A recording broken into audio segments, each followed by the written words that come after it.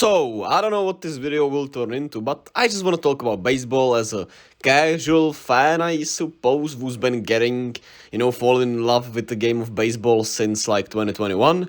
And we have two absolutely great series on our hands this weekend, which game ones have already happened, which is why I'm making this video. And we have the Braves going up against the Reds in a 3-game series, and the Diamondbacks against the Giants also in a 3-game series. And it is just such a perfect timing for baseball with these two series, as you have some of the most exciting talent, some of the most exciting teams, on-fire teams in baseball going head-to-head against each other. And I just want to talk about how awesome the game ones were and how much I'm excited for these next two games that are actually at great times for me as an European viewer. Both Giants games are on at 10 p.m. while Braves Reds tonight is also at 10 p.m. so I'll have to have two screens, and then the second game on Sunday is, I'm pretty sure, at 7:10 p.m. which will fit perfectly as it will go straight into Diamondbacks Giants, which is just baseball masterclass on this fine weekend, pretty much the first weekend of the summer here. And let me start with Braves Reds. The first game happened, we saw 25 hits, 9 home runs combined for both teams in an 11-10 Cincinnati Reds win. After they went down 0-5 in the first inning, then they went down once again 5-7 right after they tied the game 5-5, and Joey Votto, who still bangs, went and hit, I'm pretty sure it was a 3-run shot to give the Reds their first lead of the game, making it 9-7. Elly Cruz, one of the most electrifying players in baseball right now, he is just so fun to watch, man. He's electrifying, he's fast, he can hit the ball, he plays pretty solid defense, he is a switch hitter. He right now plays the third base, but he can of course play the short also, and he was called up to the big leagues 15 games ago, I'm pretty sure, and he's already one of the most fun players to watch. Not only did he help the Reds take an 11-7 lead in the 6th inning, he also hit for the goddamn cycle in the 6th inning. He was the 5th youngest player in history, I'm pretty sure, to hit for the cycle. And it was, like I said, I'm pretty sure his 15th game in the major leagues. And the call was special too, man. The Reds commentators went off. For 3, triple shy of the cycle. Cruz, right center. Down base hit, could he go 3? India around third. India scores. It's a cycle. This rookie in 2 weeks in the big leagues posts the first cycle for a Red since 1989. Elly mania. And I just want to give more shoutouts to these Cincinnati Reds, who, of course, heading into this season, the Reds ownership is not known for paying money.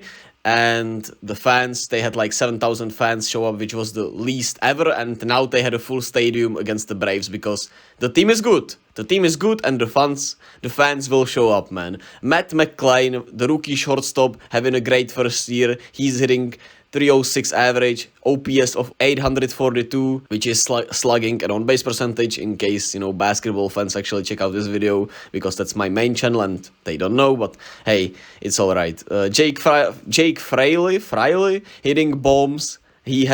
He's having his healthiest season so far, from what I know, and he's been awesome. The Viking celebrations come from him, and he's been absolutely smashing baseballs. Spencer Steer, second-year guy, he played like 25 games last season already, and this year he has been going off also. He can hit the baseball pretty goddamn well, and he has a pretty swing also. Then you have Jonathan India bouncing back, one of the most fun players on social media, let me say, coming back just in time and still banging. He still bangs, man, and he hit 2 homers tonight, which was awesome.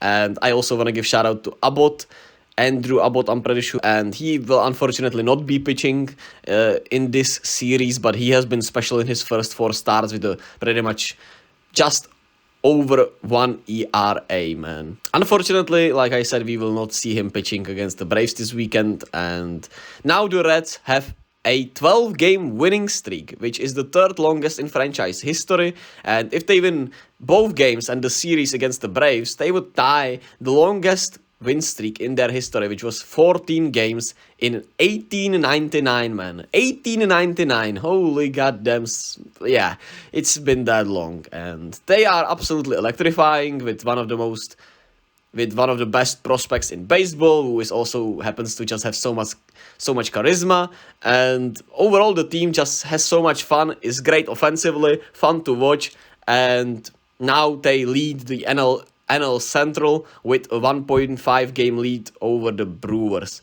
Of course, it's hard to compare because I have been watching baseball since 2021, so I'm not the best person to compare, but I just want to share love because this is one of the most fun teams I have seen so far in my short MLB career, if I can call it that, but goddamn, they are awesome. They are goddamn awesome. And this is exactly why baseball is awesome, man. You have the Reds being the first in NL Central. Literally nobody predicted this, right? Nobody. And they are the first team there, which is just absurd. But what makes baseball so special at the same time? And on the other hand, you have the Atlanta Braves, who are obviously one of the best teams since I started watching for sure, but before that 2018, 2019, and I suppose for me the most fun team to watch besides my Giants since I started watching. They just have so many enjoyable and fun, charismatic players and also young players. They are once again on top of their division with one of the best records in baseball. Ronald Acuna Jr., my favorite player in the